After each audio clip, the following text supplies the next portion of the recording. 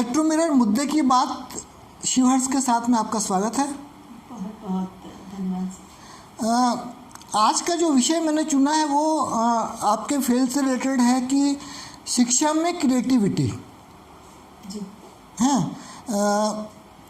मैं सबसे पहले आपका परिचय करवाना चाहूँगा। आप हैं doctor Vanya Chaturvedi, HOD school of journalism says institute की, और इनकी बेटी है, आपका नाम?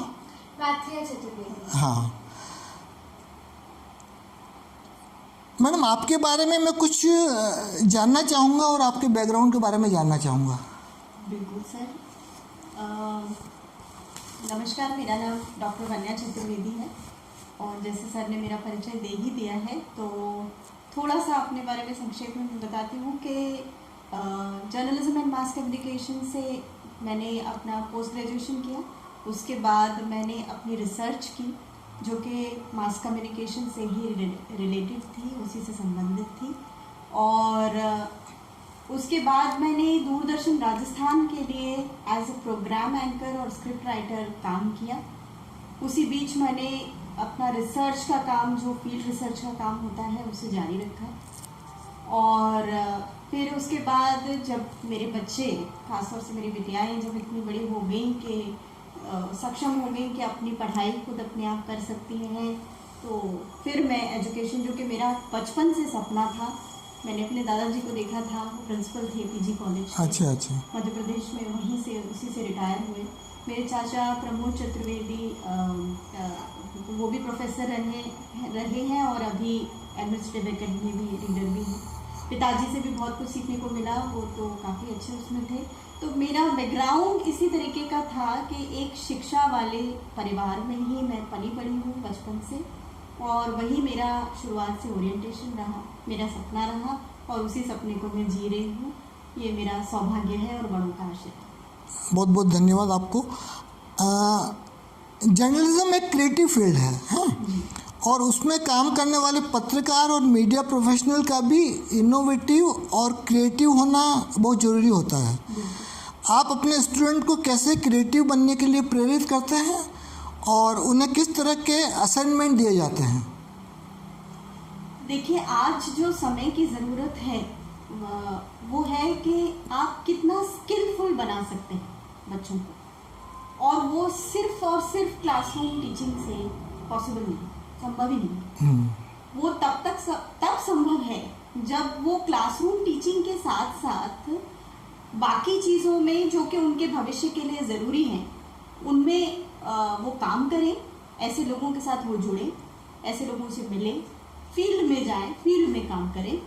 और क्लासरूम टीचिंग में भी वो उन चीज़ों को असाइनमेंट के तौर पर करें जो उन्हें आगे जाके काम में आने वाली हैं, जैसे कि रिपोर्ट राइटिंग, जैसे कि प्रेस रिलीज लिखना, जैसे कि आर्टिकल्स लिखना। तो इसी तरीके की चीज़ें हम क्लासरूम में भी एक्टिविटी के तौर पर करवाते रहते हैं। एंकरिंग, यदि कोई बच्चा चाहता है कि वो एक आगे जाकर के न्यूज़ एंकर बन जाए या कोई प्रोग्राम एंकर बन जाए, तो ऐसे में हम उन बच्चों में वो टैलेंट यदि है तो हम उसे पहले देखते हैं, ऑब्जर्व करते कि है, फिर उसके बाद उसकी स्किल्स डेवलप करने की कोशिश करते हैं क्लासेस की तरह। और अगर नहीं है और वो चाहता यही है कि वो बने एंकर ही, तो ऐसी स्थिति में हम उसको उसके अंदर क्या सही है वो बताने की कोशिश करते हैं। स्किल डेवलपमेंट पे पूरा ध्यान देते हैं। और इसके लिए I am thankful to my university also कि उसने हमें इतना प्रिविलेज दे रखा है, हमें इतना लिबर्टी दे रखी है कि हम उसको इम्प्लीमेंट अपने तरीके से कर सकें, जो हम देखते हैं, जो हम सोचते हैं, इसकी ज़रूरत है। मेरा अगला सवाल यह है कि हिंदी और अंग्रेजी में क्रिएटिव राइटिंग, अच्छा कंटेंट बनाना, वीडियो बनाना, प्रभावी तरीके से बोलना और एडिटिंग करना, प्रभावी फोटोग्राफी करना, इन सभी कार्यों में क्रिएटिव विद्यार्थियों की ज़रूरत होती है और वही सफल हो पाते हैं। बिल्कुल सर। आपके क्या विचार हैं? क्रिएटिविटी ही ऐसे विद्यार्थियों को आगे बढ़ाती ही नहीं, बनाती है और बनाए रखती है। असल में ही हम ऐसे प्रोफेशंस में क्रिएटिव बच्चों को ही चुनते हैं और वही बच्चे सफल हो पाते हैं आगे जाकर के, क्योंकि वो उस तरीके से सोच सकते हैं। देखिए, ये जो फील्ड्स हैं, चाहे आप परफॉर्मिंग आर्ट्स ले लीजिए, चाहे आप डिज़ाइन ले लीजिए, चाहे आप जर्नलिज्म और मास कम्युनिकेशन लीजिए, आपकी थिंकिंग पावर जो है वो विजनरी होनी चाहिए। आप खुद कुछ क्रिएट करने वाले होने चाहिए, ना कि सिर्फ फॉलोअर हो, सेट पैटर्न्स में काम ना कर सके, पैटर्न्स खुद बना सके, तो उसकी वैल्यू है। तो सिलेक्शन के वक्त भी आप ये ध्यान रखते हैं स्टूडेंट्स, ऐसे स्टूडेंट्स को लिया जाए या हर किसी को भर्ती कर दिया? नहीं, ऐसा नहीं है, ऐसा नहीं है सर। बच्चे जो अपनी तरफ से आते हैं कि हमें, हाँ जर्नलिज्म, हम 1000 बार पहले पूछ लेते हैं उनसे अच्छे तरीके से कि देखिए इसमें उस तरीके का आपकी पढ़ाई नहीं है कि आप क्लास में बैठेंगे और फिर लैब में जाके थोड़ा सा आपने अपना प्रैक्टिकल कर लिया और फिर आपको मार्क्स मिल गए और बात खत्म हो गई। ये वो पढ़ाई है ही नहीं। ये तो वो पढ़ाई है जो कि अभी शुरू हुई है और तब तक चलती रहेगी जब तक आप काम करते हैं, और उसके बाद भी चलती रहेगी। मेरा अगला सवाल आपसे ये है कि आज के विद्यार्थियों में आप क्या क्या स्ट्रेंथ्स देखते हैं और क्या क्या वीकनेसेस देखते हैं? युवाओं और ग्रेजुएट्स में अनएम्प्लॉयमेंट बहुत है ना, तो उसका मुख्य कारण क्या है? मैं मानती हूँ कि खासतौर से कोविड के बाद, कोविड ने बहुत नुकसान बच्चों का किया है, क्योंकि उनमें सीखने का मतलब उनके लिए गूगल सर्च हो गया, वो उसको बहुत प्रेफरेंस देते हैं। मैं नहीं मानती बच्चों के गूगल सब कुछ सिखा देता है आपको। गूगल आपको रटी हुई डेफिनेशन दे देगा। हाँ, कुछ हेल्प आप ले सकते हैं, लेकिन टोटली आप उस पर गूगल वो नहीं देगा जो सीखे हुए सर तो खुद आदरणीय सर खुद इतने बड़े, इतना अनुभव है सर का जर्नलिज्म का, जो ये लोग दे देंगे वो गूगल नहीं देगा। वो सिर्फ डेफिनेशंस दे देगा आपको, लेकिन उस डेफिनेशन को इम्प्लीमेंट कैसे करना है आपको, ये आपको काम करके ही आएगा, अपने से अनुभवी लोगों के साथ रहकर सीख कर ही आएगा। हाँ, कुछ बच्चों में स्ट्रेंथ्स तो है आज के बच्चों में जो पुराने जमाने के बच्चों में नहीं होती थी, तो वो स्ट्रेंथ्स भी आप देखते हैं कि बच्चे आजकल बहुत जल्दी ऑब्जर्व करते हैं। बच्चे सीखने के लिए कई तरीके के जितने भी मीडियम्स हैं उनको इस्तेमाल करने के लिए दे आर इक्विप्ड, उनको आता है वो सब करना। और सबसे बड़ी बात, दे आर मोर मैच्योर। वो उंगली पकड़ के चलने वाले बच्चों में नहीं है, वो सोच सकते हैं, अपनी समझ रखते हैं। लेकिन दूसरी तरफ जो अनएम्प्लॉयमेंट है वो क्यों है? मतलब आप किसी भी फील्ड में आप देखो, चाहे मैनेजमेंट हो, कॉमर्स हो, मीडिया हो। बिल्कुल, देखिए अनएम्प्लॉयमेंट के जो वैसे कारण हैं जो कि सरकार की तरफ से हैं, या मैं उन पर नहीं जाना चाहूँगी, हाँ, क्योंकि वो ग्लोबली तय होते हैं और उसमें बहुत बड़ा नहीं, मेरा ये है कि एक जैसे मान लो सिम्बोसिस इंस्टीट्यूट है ना, वहाँ 100% लोगों का सिलेक्शन होता है और वो एम्प्लॉयमेंट भी हो जाता है, बहुत अच्छा जॉब भी मिल जाता है। भोपाल के कॉलेजों में वो नहीं है, तो कि इसके पीछे कुछ रीज़न तो है? नहीं, ऐसा मैं नहीं मानती।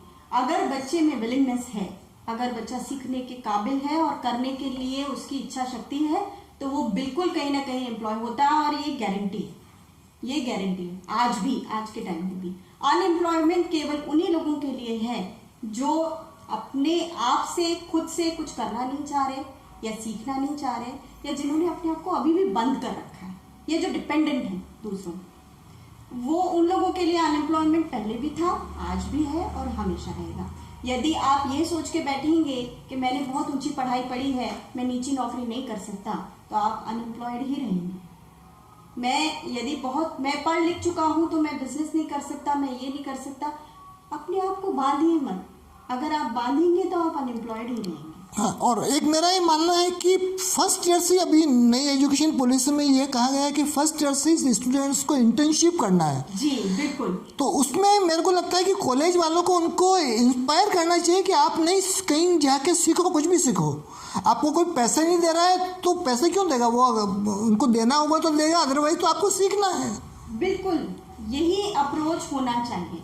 ये अप्रोच यूनिवर्सिटीज आज रख, ये यूनिवर्सिटी की होनी चाहिए, जो उनकी फैकल्टी है रख भी रही हैं सर, रख भी रही हैं। यूनिवर्सिटीज ऐसा सोच भी रही हैं कि पहले सेमेस्टर से ही, इवन हमारी यूनिवर्सिटी सेज यूनिवर्सिटी भोपाल, हम लोगों ने भी पहले सेमेस्टर से ही ETV भारत ने हमें एक प्रोजेक्ट दिया था, अभी हम कंसल्टेंसी में उसके साथ काम कर रहे हैं।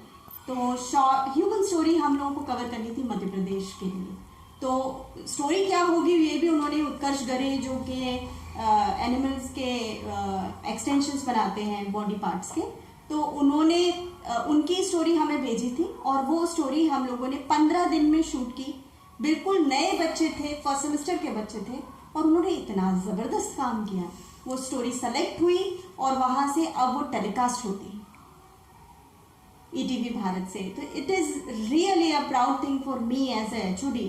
और उन बच्चों को सीखने का मौका मिला पहले सेमेस्टर में ही, इंक्लूडिंग द ऑनलाइन क्लासेस जो हम लोग ले रहे थे।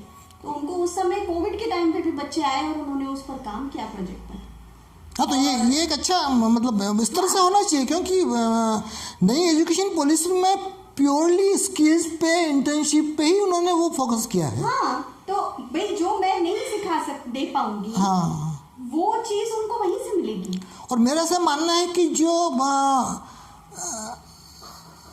ये कह सकते हो भोपाल में या इंदौर में, हर शहर में सभी तरह के प्रोफेशनल हैं, तो ऐसे प्रोफेशनल्स को मुंबई में, पुणे में मैंने देखा कि 80% ऐसे प्रोफेशनल्स को बुला के वो स्किल्स डेवलपमेंट और उनको इंस्पायर करना और उनको समझाना, ये इस पे फोकस वो देते हैं। वो शायद कल्चर अभी भोपाल में नहीं है। तो आ रहा है, धीरे धीरे आ रहा है और आना भी चाहिए बिल्कुल।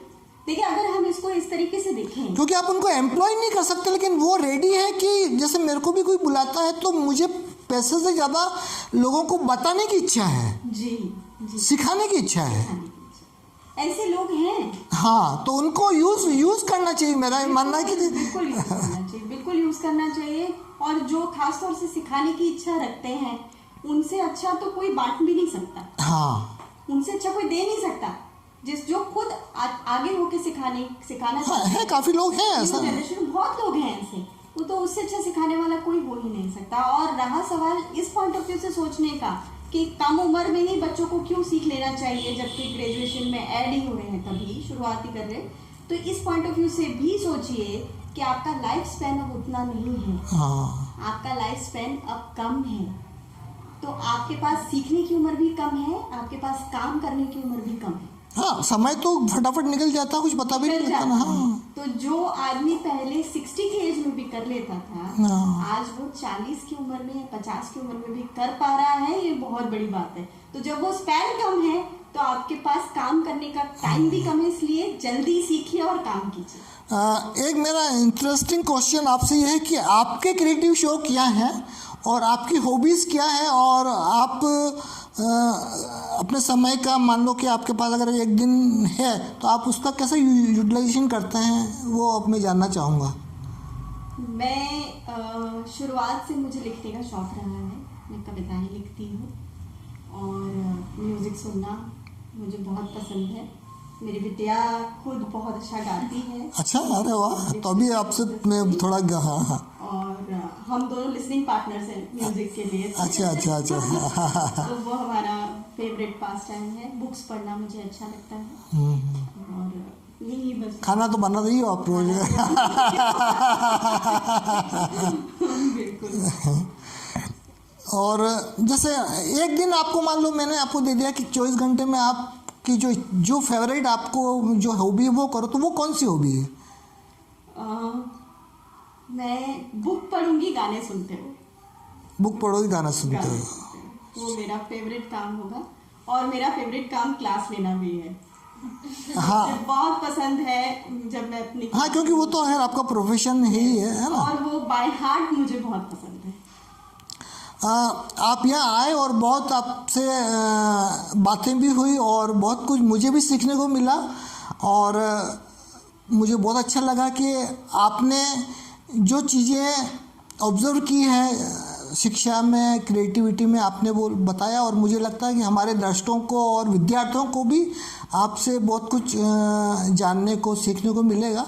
मैं कुछ चीज़ें अब आपकी बेटी से पूछना चाहूँगा, है ना, कि क्रिएटिविटी आप में कितनी है, आप उसको कैसे यूटिलाइज करते हैं?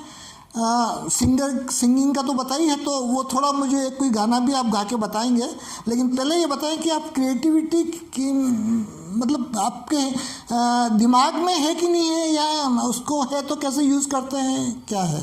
हाँ, creativity, basically there is a huge difference between creativity and intelligence. तो creativity मन में होती है हमारे, वो आप उसको कुछ नहीं, बस आपको एक मीडियम की ज़रूरत होती है उसे एक्सप्रेस करने के लिए. There are various mediums out there. आप चाहे सिंगिंग ले लीजिए, डांसिंग ले लीजिए, आप पेंटिंग ले लीजिए, कुछ भी आप चूज़ कर सकते हैं जो आपको अच्छा लगे एंड आप उसके थ्रू अपनी क्रिएटिविटी एक्सप्रेस कर सकते हैं.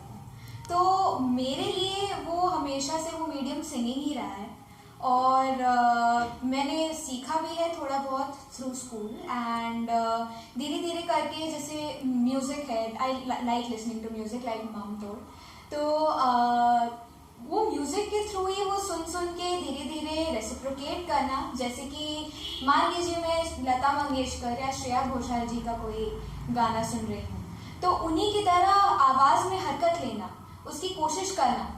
तो ऐसे ही गुरुओं से सीख के, चाहे वो आप क्लास ज्वाइन करके सीखें या गाने सुनते सुनते सीखें, आप अपनी क्रिएटिविटी को धीरे धीरे करके इम्प्रोवाइज कर सकते हैं. नहीं, वास्तव में म्यूज़िक तो दवा का काम करती है. मुझे याद है कि मैं जब 10th में था तभी से मैं और कॉलेज तक रेडियो चला के, उस ज़माने में रेडियो सिलोन और बिना का गीत माला और इस तरह की चीज़ें, बहुत इंटरेस्टिंग चीज़ें आती थी, टॉक्स भी आते थे. तो मैं थ्रू आउट, मम्मी पूछती थी, बोले गाने चल रहे और पढ़ाई. मैंने कहा नहीं, मेरी बहुत अच्छी पढ़ाई हो रही है इससे.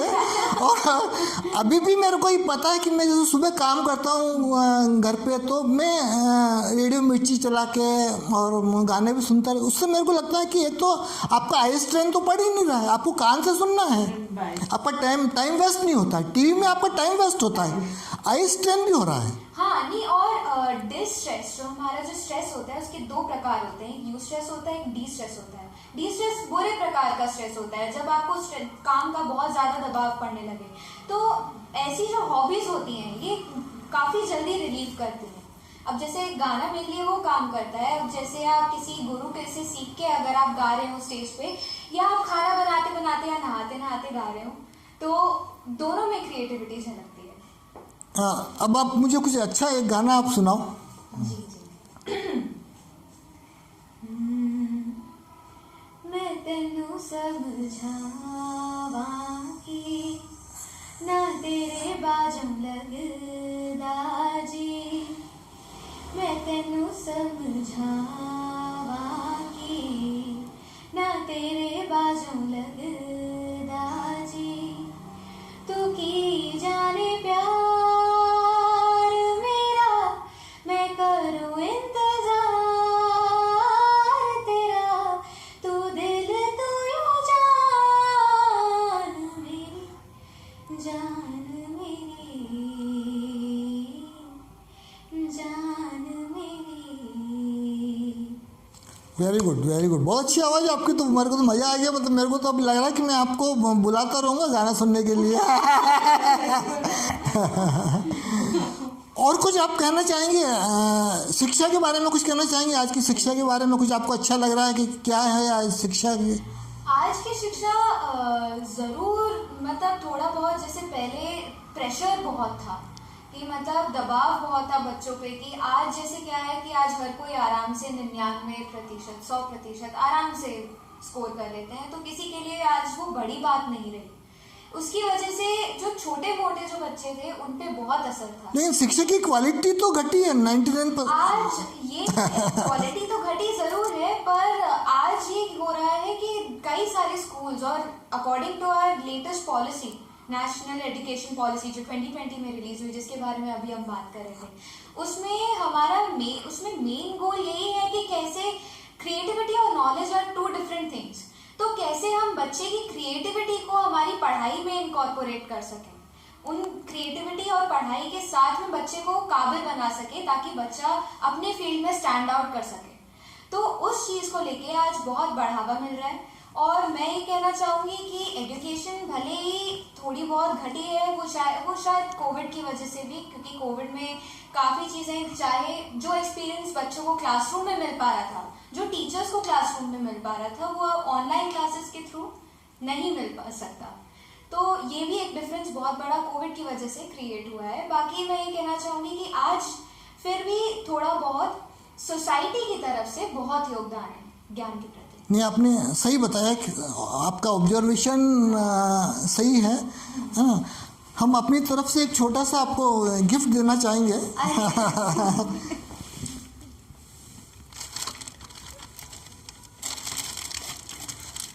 सबसे बड़ी जो ताकत होती है वो पेन में होती है ना, जो लिखने के काम आती है। हाँ। उससे आप दुनिया में कुछ भी बन सकते हो। कुछ भी बन सकते हैं, सही बात। कलम की ताकत बहुत बड़ी ताकत। और एक छोटा सा, हम राजस्थान से हैं तो मैं जब राजस्थान जाता हूँ तो बहुत छोटी सी चीज़ है लेकिन बहुत अच्छी चीज़ है ये। Thank you so much, thank you so much, it is my pleasure.